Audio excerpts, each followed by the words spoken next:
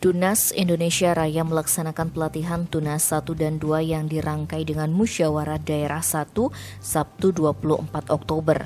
Kesempatan itu juga menjadi ajang kesiapan seluruh keluarga besar Gerindra mendukung kembali Ketua Umum DPP Gerindra Prabowo Subianto sebagai Capres di Pilpres 2024. Hal itu disampaikan Ketua DPD Gerindra Bali Made Mulyawan Arya alias De Gajah.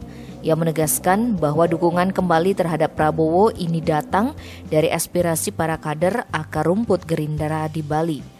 De Gajah juga memberikan alasan dukungan Gerindra Bali terhadap pencalonan Prabowo. Dukungan tersebut, kata De Gajah, hadir dari fakta ketokohan Prabowo Subianto yang saat ini menjabat sebagai Menteri Pertahanan RI. Kemudian hasil survei yang menempatkan Prabowo Subianto di papan atas dalam lembaga survei. Bahkan, apabila Prabowo terpilih sebagai presiden di pemilu 2024, maka pembangunan di Indonesia berlanjut dengan stabilitas politik dan pembangunan yang terjaga.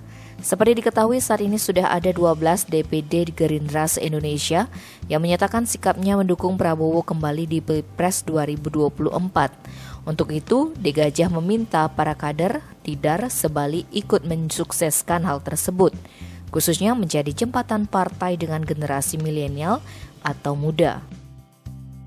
Tim Bali Express melaporkan.